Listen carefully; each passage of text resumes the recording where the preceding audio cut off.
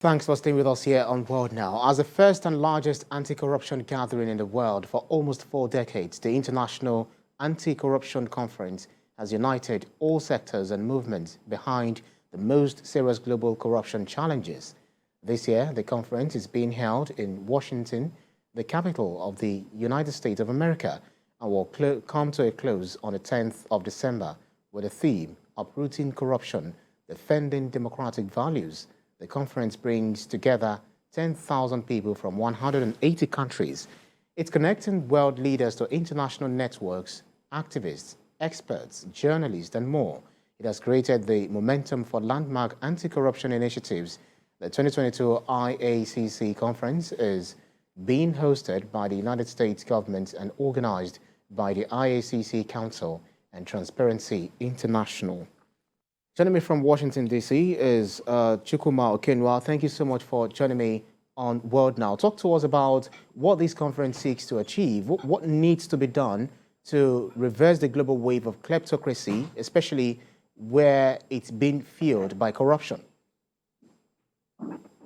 One thing about corruption is that first, it is transboundary. It cuts beyond the boundary of one nation. And second is a common challenge that affects every country.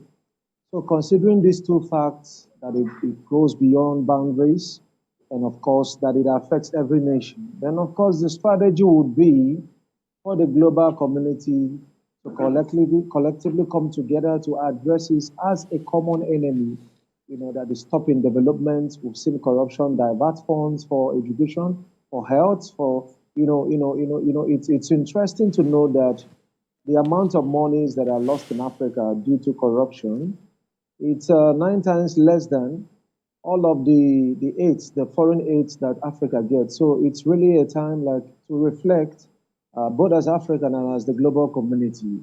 And the interesting thing also to note is that if money is laundered or moved from one country, it doesn't just hang up there in the air.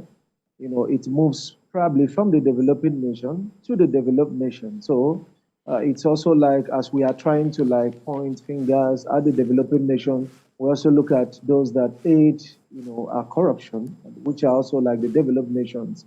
And so collectively coming together to discuss it as a common challenge gives the globe a common front to tackle the menace. Well, corruption, they say, fights back, and the corrupt actually do this by clamping down on democratic rights and freedoms, imposing stronger-handed regimes, stepping up surveillance, and stoking division and extremism. Isn't it a significant drawback to this cause? Of course it is, because we know that when you are talking about maybe addressing the issue of corruption, corruption in itself is not a person. So you are talking about corrupt actors. And people are corrupt not just because they want to be corrupt, but also they have interest in diverting public funds for private gains. So what that means is that anytime you're out there to engage the kleptocrats, you are actually there to engage their interest. You are there to confront the status quo, to query certain things that has meant of interest and progress for them. But I think part of the strategy is also that the global community is considering is how these leaders can actually be engaged, to come to a point of actually appreciating that the people need development. And at the end of the day, when you have a prosperous nation, when you live in a prosperous nation, then it means security. We know, the Biden administration in America, made it very clear that the issue of corruption is a security issue. And I think Nigeria as a country and other African countries should esteem tackling corruption as a security issue because, of course, when we have more prosperous citizens, we can have less of the insecurity challenges that we are facing. Well, let's talk about the whistleblowers and anti-corruption activists just like you who are putting their lives on the line, exposing corruption.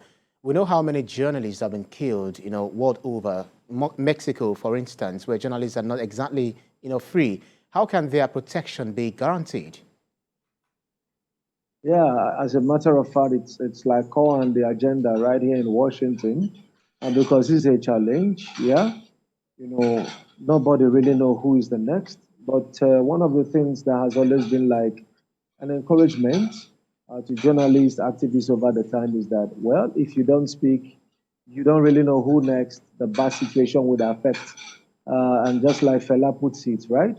If you talk, you die. You talk, you don't die. So it's better you talk, and perhaps if you make that. But then the international community is actually looking at it. How can we make interventions in oppressive regimes, right? Engage them, invoke like the Universal Human Right, of course, declaration that every country is a party to. And we believe that with some of this engagement, maybe some nations will begin to really see that when you have journalists or activists, they are not opposition. I mean, they are not partisan, but they're actually saying, well, what is good for the geese is good for the gander. What is good for the children of the politicians is also good for the children of the common man. And once that is achieved, once we can help, those leaders across the globe to come up to that understanding, then you can be sure that things will certainly be better off for everyone, including the journalists and the politicians. Right. CEO Leads Network, joining us from Washington, D.C., Chukwuma Okenwa. Thank you so much for joining us on Board Now. Yeah, thank you.